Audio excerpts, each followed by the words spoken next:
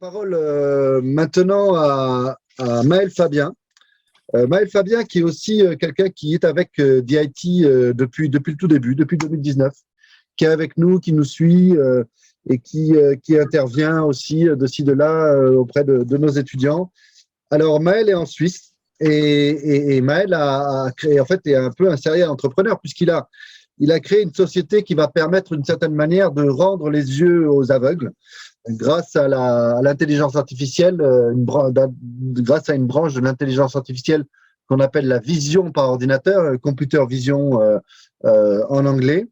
Et donc, Maël, vous êtes là? Oui, je suis là. Bonsoir Nicolas. Magnifique, magnifique, bonsoir.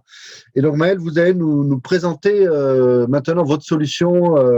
Donc, vous avez cofondé une société qui s'appelle Biped.ai. Je ne sais pas si je prononce bien. Tout à fait. Parfait. Et donc, l'idée, c'est… alors, on dirait que vous êtes à San Francisco d'après le fond d'écran, mais j'imagine que ce n'est pas le pont qui traverse le lac de Genève, mais… Non, pas tout à fait. Non. Voilà, Le temps est un peu plus déprimant ici. Alors, D'accord, d'accord.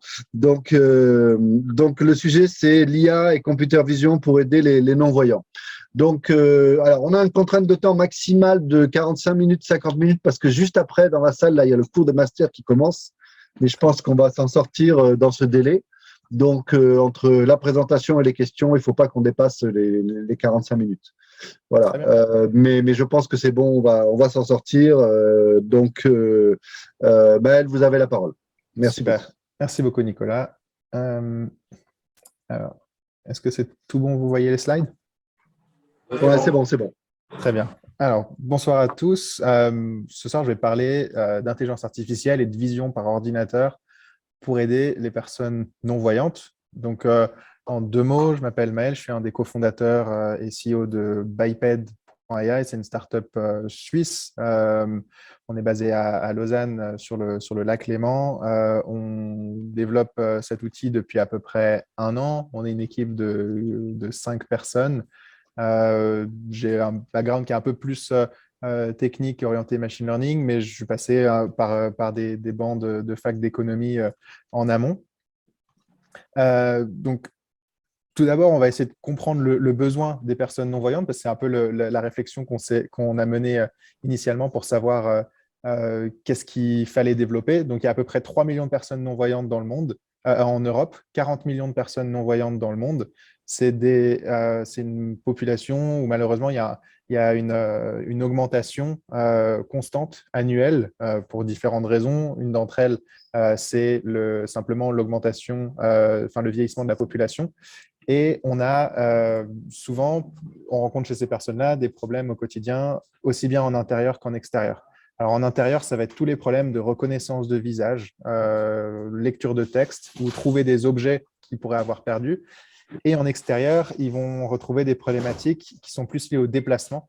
Donc, éviter des obstacles, comprendre des scènes autour d'eux et découvrir des nouveaux endroits de manière autonome. Donc, en intérieur, je vais faire un petit point sur qu'est-ce qui est utilisé actuellement. Il y a beaucoup de dispositifs qui peuvent être utilisés pour aider dans ces tâches-là. Les plus populaires, c'est au final des lunettes connectées et des applications mobiles. Les lunettes connectées, c'est Orcam qui développe ça. C'est une société israélienne qui fait des petites branches de lunettes à clipser. Et l'idée, c'est que la personne puisse pointer avec son doigt l'élément qu'elle souhaite reconnaître. Ça effectue de la reconnaissance faciale, de la reconnaissance optique de caractère. Donc ça veut dire lecture du texte en instantané, avec de la traduction aussi qu'ils arrivent à faire. Tout ça sur la lunette. Donc c'est aussi une prouesse dans un sens au niveau du produit et de la miniaturisation. Et ils font aussi de la reconnaissance d'objets. Et le cas d'utilisation typique, c'est vous allez trouver une personne autour de vous, par exemple, avec la reconnaissance faciale. Vous allez arriver dans votre salle de bain, vous allez voir si le produit, ou dans votre cuisine, vous allez d'abord détecter un produit, vous allez voir si le produit n'est pas périmé et vous allez pouvoir continuer votre utilisation de cette manière-là. De manière similaire, il y a des applications. Microsoft, c'est un des gros acteurs de ce milieu-là en termes d'accessibilité. Donc, ils ont développé, eux, une application qui s'appelle Seeing AI, qui a à peu près les mêmes fonctionnalités. Et je vous montre là à quoi ça ressemble. Donc, je pense que vous n'avez pas le son, mais globalement, vous pouvez filmer un document. Ce document, du coup, vous allez avoir une transcription en instantané. Vous allez pouvoir lire le contenu du document. Vous allez pouvoir détecter des visages. Donc là, c'est la détection de visage que vous avez. Et là, on a une description de scène. Et cette description de scène, vous prenez une photo. Et là, ça va dire probablement un ordinateur portable et un clavier sur une table. Donc là, on a une description de scène où on arrive à mettre des mots sur ce qui se passe devant la personne. Les deux dispositifs ont des fonctionnalités similaires, font appel à des technologies similaires, reconnaissance faciale, reconnaissance optique de caractère, reconnaissance d'objets, description de scène, mais l'implémentent d'une manière qui est au final très différente parce que l'un utilise un dispositif qui est existant, l'autre a développé son propre produit. Et typiquement, ce qu'on va retrouver, c'est que des dispositifs comme Orcam, ça peut coûter jusqu'à 4 000 $, alors que l'application Sing AI, c'est des dispositifs qui vont être entièrement gratuits. Là où je veux mettre le point, c'est que l'ergonomie dans l'utilisation, aujourd'hui, c'est peut-être le point majeur dans le fait d'apporter de l'intelligence artificielle sur n'importe quel type d'application humaine. À partir du moment où on va embarquer de l'intelligence artificielle sur des humains, il faut que l'ergonomie soit au centre. Le smartphone est une super bonne interface pour faire plein de choses et pour prototyper énormément de choses, mais dans l'application massive, prendre un téléphone et se balader avec le téléphone toujours pour devoir lire des choses, c'est beaucoup moins pratique que d'avoir quelque chose qui est déjà clipsé, par exemple, sur ses lunettes. Voilà. Donc ça, c'est pour tout ce qui est dans les aides, je dirais, en intérieur. Et je vais en venir au point où Biped est actif et vous faire quelques démonstrations et vous expliquer ce qu'on fait, mais ça donne un peu de background à cet élément-là. Donc en extérieur, les problèmes, on avait dit, c'était d'éviter les obstacles, c'était de comprendre des scènes, c'était de découvrir des nouveaux endroits. Quand on y réfléchit, éviter des obstacles, c'est au final de 15 cm jusqu'à 5 mètres, avoir une compréhension de où sont les dangers autour de soi. Comprendre une scène, globalement, on est sur tout ce qui est de 2 mètres à 50 mètres de moi. Ça, c'est quelque chose, c'est une information aussi que je veux avoir. Et enfin, la découverte de nouveaux endroits, c'est plus une tâche de navigation jusqu'à un nouveau point. Et ça peut être un peu comme un GPS, aller marcher jusqu'à un point de destination. Donc, ça, vous comprenez qu'il y a au final un spectre qui va de 15 cm à quasiment 15 km dans ce qu'on essaye de couvrir et que c'est un environnement qui est plus complexe que ce qu'on peut retrouver en intérieur. Pour l'évitement d'obstacles, à l'heure actuelle, le problème, c'est que pour les personnes aveugles et malvoyantes, ils vont utiliser des cannes blanches, mais les cannes blanches ne vont pas détecter l'intégralité des obstacles qui sont au-dessus du niveau de la ceinture. Donc, les cas d'utilisation typiques, c'est il y a une boîte aux lettres qui dépasse, il y a un panneau de signalisation ou quoi, et là, c'est généralement l'accident assuré. Il y a la partie de compréhension des scènes. Donc, les personnes non-voyantes vont avoir tendance à éviter des scènes qui sont surchargées et à éviter de se rendre dans ces endroits-là parce qu'il y a énormément de bruit, il y a une grosse saturation autour d'eux et qu'ils ont une difficulté à déceler quel chemin ils peuvent prendre. Typiquement, ça crée aussi des facteurs d'exclusion. Ils ont tendance à aller faire leurs courses à des heures différentes ou des choses comme ça. Et enfin, on a la partie de découverte de nouveaux endroits. Et généralement, la manière dont les personnes non-voyantes vont faire ça, c'est qu'ils vont demander soit un proche, soit un expert en basse vision, donc des ergothérapeutes qui sont spécialisés dans la mobilité, de leur apprendre quel est le chemin que la personne peut suivre dans cet environnement. Et la personne va essayer de répliquer cet environnement, ce chemin-là à chaque fois pour resuivre cet environnement toujours de la même manière. Au niveau des solutions techniques qui sont proposées sur le marché, il y a des cannes blanches électroniques qui vont permettre d'éviter des obstacles. Les lunettes connectées peuvent aussi être utilisées en extérieur, mais malheureusement, elles ne tournent généralement pas en temps réel. Et on a des ceintures connectées. Je vais venir sur ces points techniques-là. Mais globalement, la canne blanche électronique, c'est des cannes qui vont émettre des ondes à ultrasons ou laser, qui vont identifier, du coup, est-ce qu'il y a un obstacle qui se situe sur un certain faisceau. Donc, ça va regarder un peu, l'idée, c'est de regarder toute la partie haute du corps et ça va donner une vibration si quelque chose se situe devant l'utilisateur. Au niveau de la ceinture connectée, La ceinture connectée, c'est une ceinture où il va pouvoir se connecter en Bluetooth à votre téléphone, récupérer les informations d'un client de navigation comme Google Maps et vibrer à gauche quand vous devez tourner à gauche et vibrer à droite quand vous devez tourner à droite. Globalement, aujourd'hui, le marché il ressemble à ça. Pourtant, ce qu'on observe aujourd'hui dans certaines villes dans le monde, c'est ça, c'est l'arrivée des véhicules autonomes où il n'y a plus personne à l'intérieur du véhicule avec une compréhension complète de l'environnement. Ça, c'est ce que la société Cruise est en train de lancer, par exemple, à San Francisco en ce moment. Et on atteint des niveaux d'automatisation du déplacement qui sont absolument phénoménaux. Mais pourtant, il n'y a aucun dispositif qui réplique ce que peut faire un véhicule autonome à l'échelle piétonne. Donc, nous, on travaille sur Biped et l'idée, c'est d'amener ce dispositif-là comme étant la première solution qui s'inspire du véhicule autonome, mais à l'échelle humaine. Donc, c'est un dispositif qui est équipé de caméras 3D, donc, que vous voyez ici. Vous n'avez pas mon curseur, mais bon, qui est sur l'épaule droite du mannequin. Ces caméras 3D, elles vont capter un angle autour de la personne avec une information de profondeur de champ. Donc, on va avoir des images, mais aussi des images de profondeur de champ. C'est-à-dire, on sait à quelle distance se situe chaque pixel de l'image. Et ça, sur 170 degrés. Donc, en gros, on a un champ qui réplique le champ de vue humain. Et on a une unité de calcul qui est embarquée sur le dispositif. Et l'idée, c'est qu'à partir des images, on va pouvoir détecter, traquer et prédire les trajectoires de l'intégralité des éléments qui sont situés autour de la personne. Donc, ça veut dire détecter des objets, détecter des obstacles et savoir à quoi va ressembler l'environnement quelques secondes à l'avance. Et là, c'est le point de différence avec un véhicule autonome, c'est qu'on ne va pas chercher à transmettre une information, enfin à prendre une action pour l'utilisateur, c'est-à-dire tourner à droite, tourner à gauche, mais à informer l'utilisateur.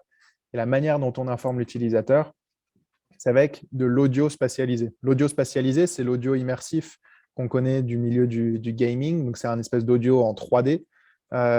Et c'est des effets 3D qui vont permettre de comprendre qu'il y a un vélo qui est situé à gauche à telle distance et un banc qui est situé à droite à telle distance, à tel angle à peu près. Et les personnes vont pouvoir apprendre un petit langage audio, donc une petite description qui va être plus rapide que la parole. Donc, typiquement, ça peut être des notes de musique ou des choses comme ça que l'utilisateur peut paramétrer en écoutant le retour via des écouteurs qui ne vont pas embêter le reste de la perception de l'audio. Donc, par exemple, avec des écouteurs à conduction osseuse. Donc, c'est utilisé aussi pour le sport, par exemple, des écouteurs Bluetooth qui viennent autour de vos oreilles. Pour en finir sur le point de présentation du produit, puis après, je passe sur les démos et les points techniques. On développe aussi de notre côté une application de suivi qui permet de se connecter au dispositif, de démarrer, arrêter le dispositif et de le paramétrer. Je vais passer sur les parties démo. Donc, la première démo que vous allez voir, c'est une démo avec des personnes qui sont non-voyantes, toutes, sur la version précédente de notre dispositif, qui était beaucoup plus encombrante. Mais ça vous donne une première idée. Donc là, on est sur une personne non-voyante qui a le dispositif en main depuis une dizaine de minutes, qui est capable de suivre quelqu'un dans l'espace. Donc là, il entend une note de musique associée à la fille qui est en train de marcher et il arrive à suivre la trajectoire de manière précise. Là, on a un autre utilisateur qui va éviter un premier obstacle sur la gauche, éviter un deuxième obstacle sur la droite et naviguer entre ces deux points. Donc, c'est un utilisateur qui a 85 ans et pareil, 10 minutes d'exposition au dispositif. Pareil sur des parcours un peu plus rapprochés. Bien sûr, tout ça, c'est fait dans un cadre hospitalier, donc on a des tests qui sont assez contrôlés. Et là aussi, cet exemple que j'aime bien, c'est la capacité de pouvoir trouver où se situe l'élément, mais aussi quel est le type d'élément. Donc là, la personne a pu s'asseoir directement sur la chaise. Globalement, si on amène ça dans la rue, donc ça, c'est les tests qu'on fait nous-mêmes et on commence à tester ça aussi avec d'autres personnes non-voyantes, c'est ça qu'on va retrouver. Donc, on a une détection du sol en temps réel, en vert, avec en rouge de la détection d'obstacles. Donc là, quand on se rapproche de là, par exemple, on a toute la détection d'objets.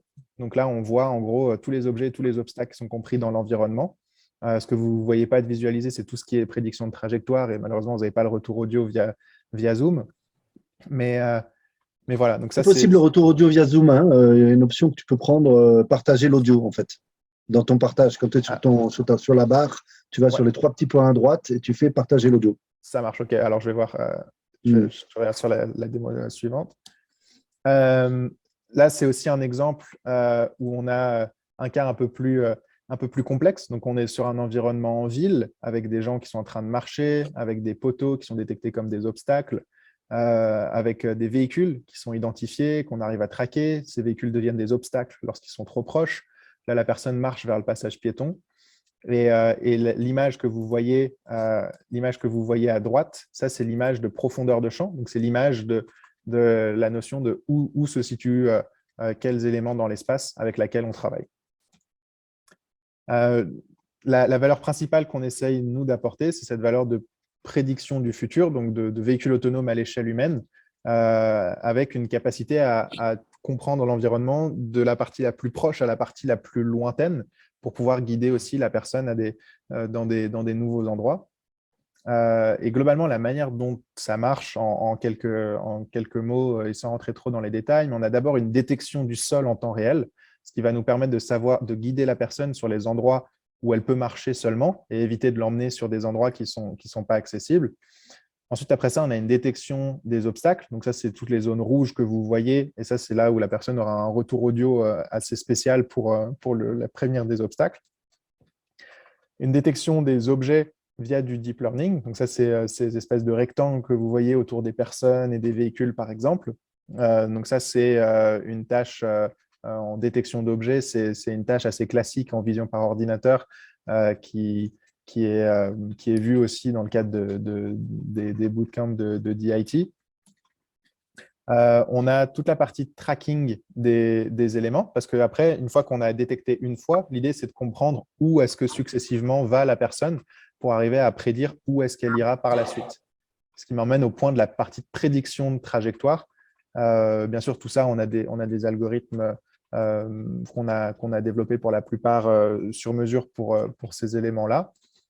Et enfin, on a la partie de génération de l'audio spatialisé pour le retour. Et là, on s'inspire beaucoup de ce qui se fait au final dans le monde du gaming, parce qu'on veut quelque chose qui soit autant immersif que ce qui existe ailleurs. Donc, à l'échelle de la société, les prochaines étapes, c'est le lancement du dispositif en Europe et plus spécialement en Suisse, avec une amélioration continue du dispositif, mais aussi une forme d'apprentissage continu des technologies d'intelligence artificielle au fur et à mesure de l'utilisation des personnes sur le marché, et derrière viser une internationalisation. Et si on regarde les parties plus existantes à long terme, il y a un nouveau paradigme en intelligence artificielle qui s'appelle l'apprentissage auto-supervisé ou self-supervised learning. L'idée, c'est d'avoir des intelligences artificielles qui peuvent apprendre toutes seules quelles étaient les actions qui ont été prises à partir de séquences de vidéos, par exemple. Et là, on pourrait faire porter le dispositif à des personnes voyantes, voir comment est-ce qu'elles ont agi dans certains éléments et retransférer ça et laisser une intelligence artificielle apprendre automatiquement quelles actions la personne voyante a pu prendre et avoir un transfert complet de l'information de la personne voyante à la personne non voyante. Et puis, à un horizon un peu plus court terme, l'idée pour nous, c'est d'arriver à une technologie qui soit plus flexible et pourquoi pas plus hybride que ce que développe un véhicule autonome, simplement parce qu'on peut commencer en se disant c'est peut-être un challenge qui est un peu plus simple que le véhicule autonome parce que les personnes vont moins vite, mais dans les faits, il y a beaucoup de contraintes hardware donc sur le dispositif en tant que tel, parce que tous les calculs sont faits dans le dispositif. Et il y a une diversité des champs d'action et des environnements qu'on peut rencontrer en tant qu'humain, qui est bien sûr bien plus importante que tout ce que peut rencontrer un véhicule. Donc voilà, donc ça c'est je dirais les perspectives qu'on peut avoir et dans les champs d'application d'intelligence artificielle où je vois ces développements-là pour les cas d'utilisation d'aide aux personnes malvoyantes et non-voyantes. Donc, je vous remercie beaucoup pour votre attention et si vous avez des questions, c'est avec plaisir pour échanger là-dessus. Merci beaucoup, Maël. C'est très, très impressionnant. C'est absolument passionnant comme sujet. Je pense que les questions vont fuser. Donc, vous avez la parole dans la salle ou sur le Zoom pour les questions.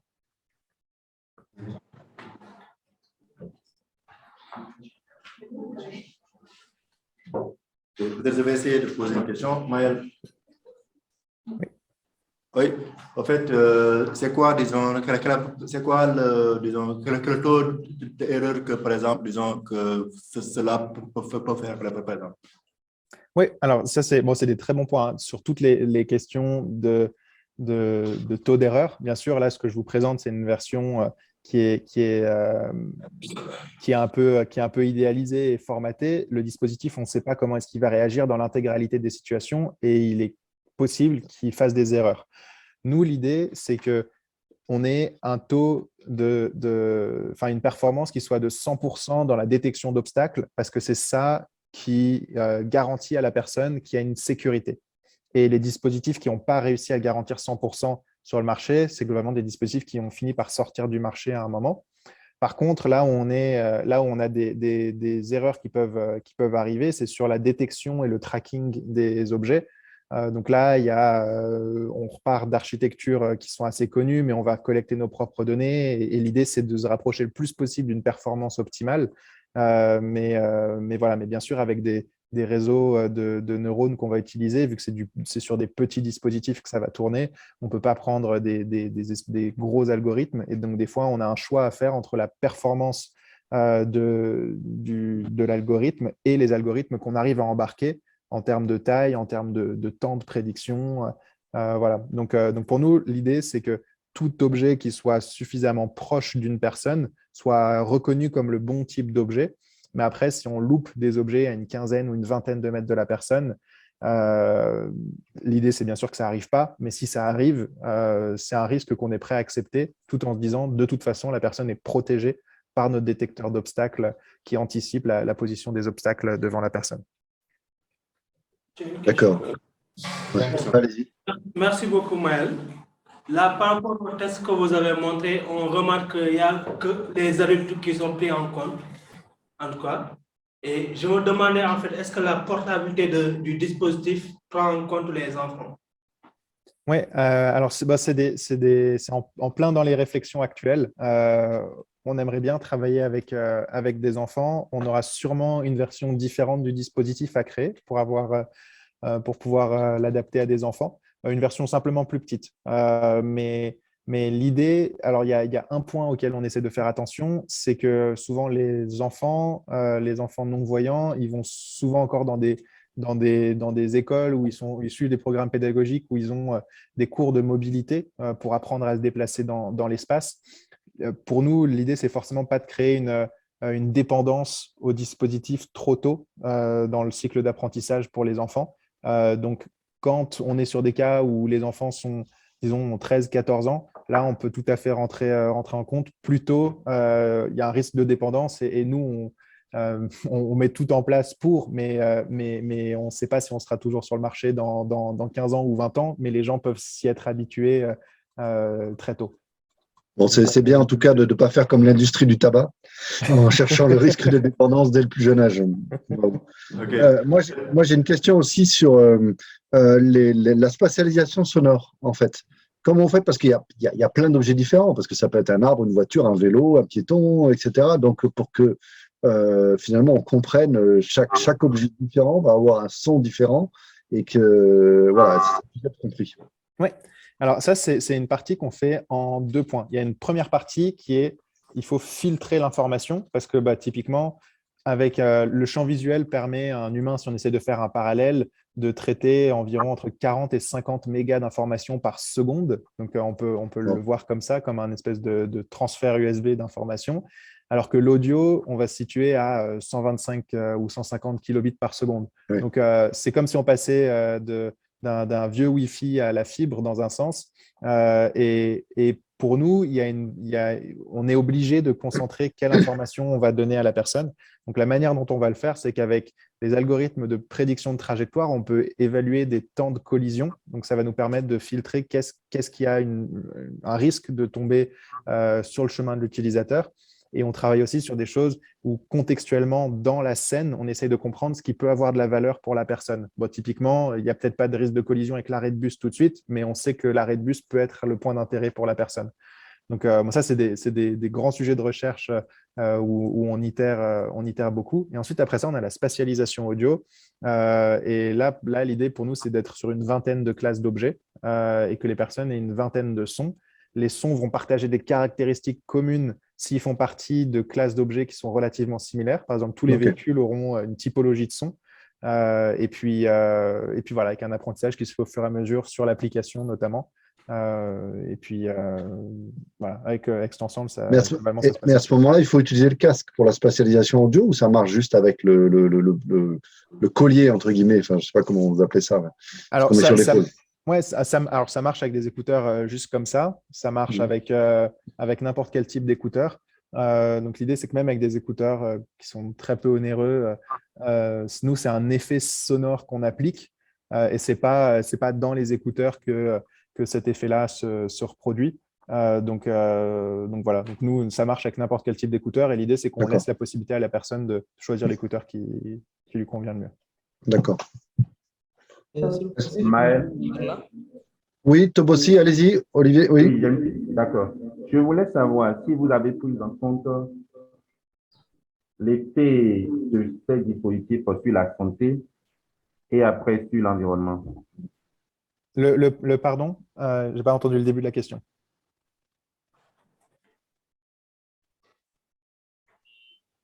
Allô, Maël, vous me recevez? Oui, est-ce que je peux vous demander de répéter le début de la question, s'il vous plaît?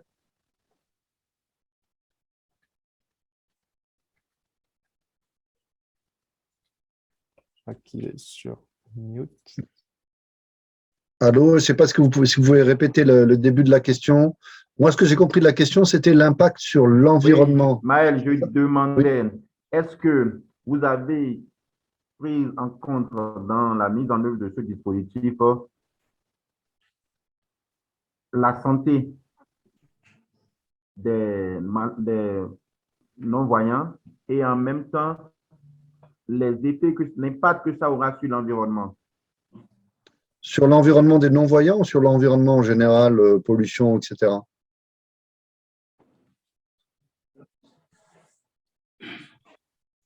Non, vous êtes repassé en mute.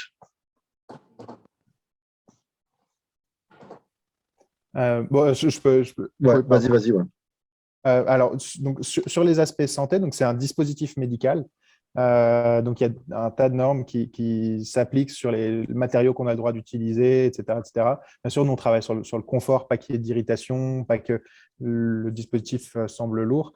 Et ensuite, après ça, on a sur la partie… Alors, je vais prendre la question selon l'axe de l'impact sur la planète au niveau de la production du dispositif. Ce qu'on essaye de faire, c'est d'avoir le plus haut taux de réparabilité possible au niveau du dispositif pour éviter d'avoir à remplacer l'intégralité du dispositif quand il y a une pièce qui est endommagée, par exemple. Et on va aussi essayer de garder la même structure de harnais entre les différentes versions. C'est-à-dire que si vous avez la version 1 et vous voulez avoir la version 2 dans 2 ans, par exemple, vous nous renvoyez l'élément. Nous, on garde la même structure de harnais, mais on remplace simplement les composants qui doivent être remplacés. C'est économique et écologique et ça a, je pense, plein de sens comme approche. Donc, c'est ce qu'on a en tête pour l'instant. Merci, Maël. Merci pour votre question. Merci, super. Est-ce qu'on a une idée, Maël, du prix a priori potentiellement? Vous n'en êtes pas encore du tout là, hein, parce que vous avez comparé avec voilà, une solution israélienne qui coûtait $4000.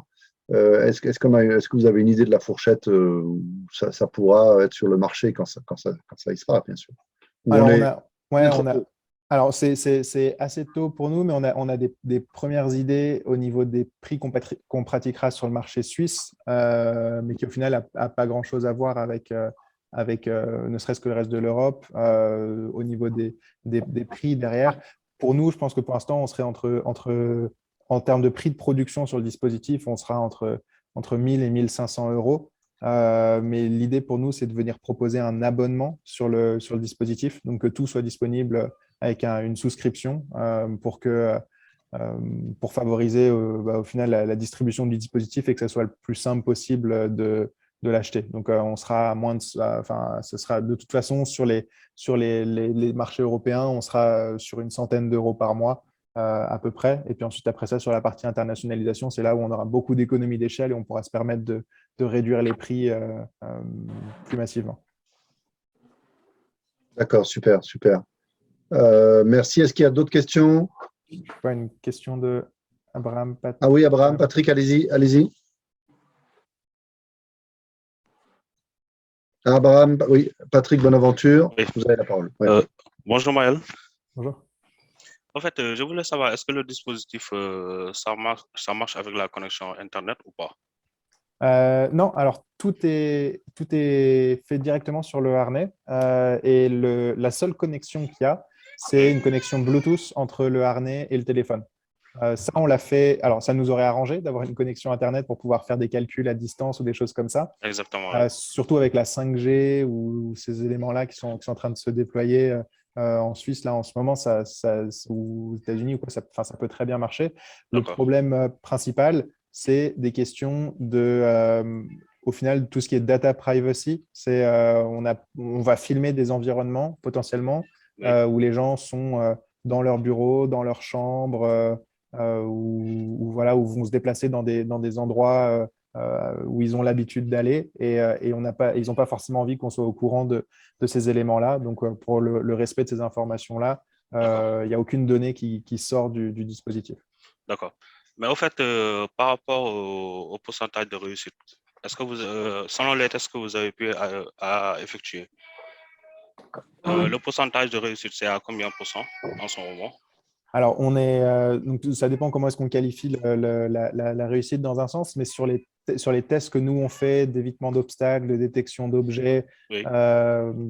globalement, là, indifféremment de l'âge, on est quasiment à 100% de réussite sur ces éléments-là, sauf quand la personne a un quelconque handicap auditif. Donc ça, c'est toujours D'accord. un point sur lequel on veut travailler parce que avec le vieillissement, on peut aussi avoir voilà, on peut entendre un peu moins bien et ça impacte directement la Oui. performance. Donc voilà. D'accord. D'accord. Une dernière question, s'il vous plaît. Oui. C'est-à-dire que est-ce que le dispositif du système est assuré par rapport aux bugs? Et s'il y a des bugs, par exemple, est-ce que vous avez eu à optimiser une solution plus rapide pour l'utilisateur? Ouais, mais alors ça, c'est des points au final qui sont assez intéressants parce que c'est la question de qui est responsable si jamais il y a un bug ou comment est-ce qu'on met le dispositif à jour ou des choses comme ça. Donc, pour toutes les mises à jour à distance, ça, on le fait via le smartphone. Donc, nous, le smartphone étant connecté à Internet, on peut envoyer une mise à jour et après ça, le smartphone envoie la mise à jour au dispositif. Et après, pour tout ce qui est les questions de responsabilité ou de ces choses-là, sur la première version du dispositif, on le conseillera toujours d'utiliser en complément d'une canne blanche. Comme ça, les personnes auront toujours un élément qu'ils connaissent et auquel ils sont habitués. Et ça donne une première couche de sécurité. D'accord. Merci beaucoup, Maël. Merci pour la question. Merci. Bonjour. Oui, allez-y, allez-y. Merci beaucoup. Bonjour Maël, merci déjà pour la présentation. Bonjour.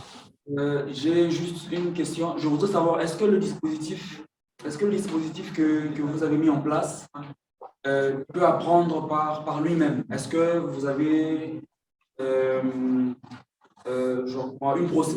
procédure qui permet à ce que le dispositif soit porté par quelqu'un pas par un non-voyant, genre par une personne qui peut voir, qui peut l'utiliser pour pouvoir permettre au dispositif d'apprendre par lui-même sur les objets, sur les obstacles, sur tout ce qui est… C'est-à-dire pour moi, ma question au fond, c'est de voir comment est-ce que le dispositif peut collecter des données par lui-même. Voilà. Ouais. J'aurais une réponse du coup en deux parties. Alors, c'est totalement la vision sur laquelle je veux aller à terme. Je pense que c'est là que se situe au final l'avenir de ce genre de dispositif. Nous, on a une première partie où ce qu'on va faire, c'est on ne va pas récupérer des images du dispositif. Par contre, on peut récupérer des espèces de métadonnées. Ces métadonnées, elles vont décrire où est l'utilisateur dans l'espace et où étaient les objets après qu'on ait appliqué nos algorithmes et comment a réagi l'utilisateur. Ça nous permet de raffiner comment prévenir l'utilisateur, raffiner nos prédictions de trajectoire ou ces éléments-là. Mais bien sûr, un des plus gros chantiers qu'on mènera sur les prochaines années, c'est de collecter suffisamment de données auprès de personnes voyantes qui vont porter le dispositif. Après, on trouvera des manières, je dirais, intelligentes de le faire pour pas que ce soit juste le porter, marcher et nous envoyer les données, mais qui vont porter le dispositif et qui vont nous récolter au final en cumulé des années et des années de marche dans la rue avec ces caméras-là et qui nous permettront à terme, j'espère, d'avoir ces systèmes auto-supervisés ou self-supervised qui nous permettront d'avoir des solutions qui apprennent par elles-mêmes et où on n'a pas, nous, à aller chercher des paramètres sur chacun des algorithmes qu'on va mettre dans le dispositif. D'accord, merci beaucoup. Merci pour la réponse. Merci. Merci beaucoup, merci à tous. Je crois qu'on peut applaudir Maël. Je crois qu'il y avait une dernière question d'Adama, si on a le temps. Dernière question. Alors, Adama, allez-y. Adama, vous avez levé la main, si vous pouvez poser votre question. Vous êtes parti, vous avez levé la main et vous l'avez oublié. Adama, est-ce que vous êtes encore là? Peut-être qu'il a fait par erreur. Peut-être. Bon, bah écoutez, voilà. Bon, désolé. Alors on va quand même du coup alors pouvoir applaudir quand même Maël. Alors il dit je suis là, Adama. Ok. Alors on applaudit quand même et on laisse Adama. Il me dit je suis là donc on vous écoute. Peut-être votre micro. Non, il est pas coupé, donc on vous écoute. Allez-y. Vous me recevez? Oui. Ok, parfait. Alors, ma question va rebondir un peu sur celle de Olivier par rapport à l'aspect santé. Donc, c'était par rapport aux ondes électromagnétiques. Donc, on sait que les appareils électroniques ont tendance à émettre beaucoup d'ondes électromagnétiques et donc je me demandais si ça avait été pris en compte dans le développement du dispositif et l'impact du coup que ça a sur les utilisateurs. Oui, en fait, alors le dispositif, donc on est en phase de classification pour le marquage CE, qui est au final le standard qui va contrôler les ondes électromagnétiques, mais aussi les risques potentiels d'inflammabilité du dispositif ou autre. Et donc, on répondra, bien entendu, à l'intégralité des normes.